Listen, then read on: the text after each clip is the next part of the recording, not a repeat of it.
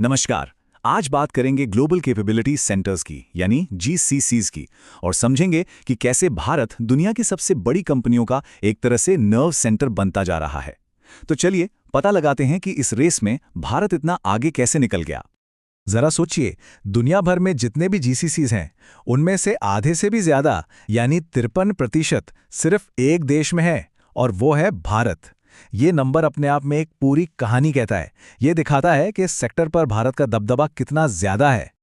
तो सबसे पहला सवाल तो यही उठता है कि आखिर ये ग्लोबल कैपेबिलिटी सेंटर या जीसीसी होते क्या हैं? देखिए, एक जीसीसी किसी मल्टीनेशनल कंपनी का अपना ही एक सेंटर होता है जिसे वो खुद चलाती है। मतलब इसे सिर्फ एक कॉल सेंटर समझने की गलती बिल्कुल मत करिएगा। ये तो कंपनियों के ग्लोबल ऑपरेशंस का एक बहुत जरूरी हिस्सा होते हैं, जहां रिसर्च, डिजाइन और फिनेंस जैसे बड़े-बड़े और जरूरी काम होते हैं। और भारत में इनकी संख्या वो सचमुच हैरान करने वाली है। आज यहाँ 1700 से भी ज्यादा जीसीसीएस काम कर रहे हैं। इससे पता चलता है कि ये ट्रेंड कितना बड़ा और मजबूत हो चुका है। अब सवाल ये है कि आखिर ऐसी क्या वजह है जो दुनिया की बड़ी-बड़ी कंपनियों को भारत की तरफ खींच रही है। समझते हैं।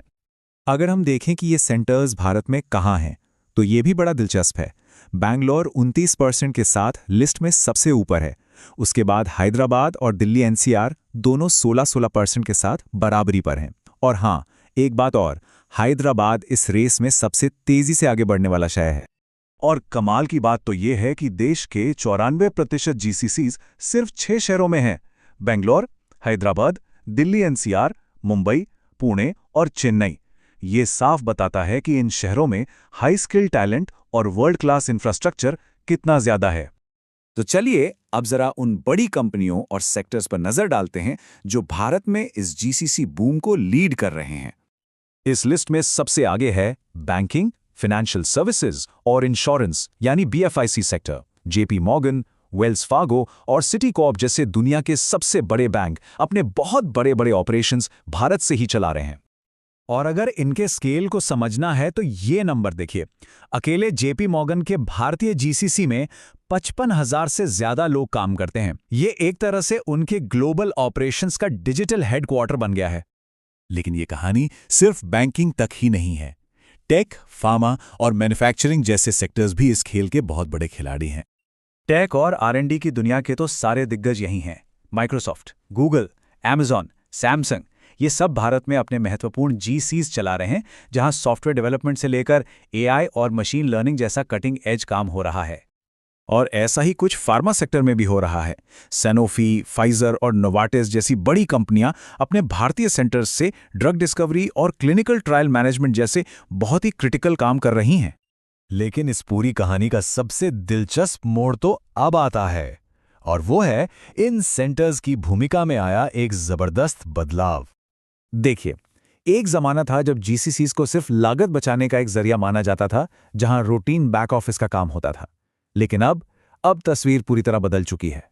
आज ये इनोवेशन के हब बन गए हैं, जहां AI, machine learning, drug discovery और प्रोडक्ट डिजाइन जैसे भविष्य को बदलने वाले काम हो रहे हैं।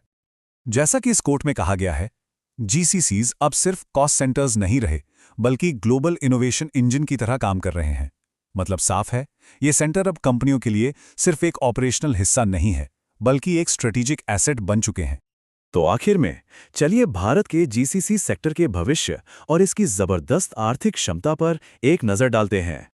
अनुमान यह है कि 2028 तक भारत में जीसीसीज की संख्या बढ़कर 2100 तक पहुंच जाएगी। ये इस सेक्टर की मजबूत और लगातार ग्रोथ का एक साफ इशारा है।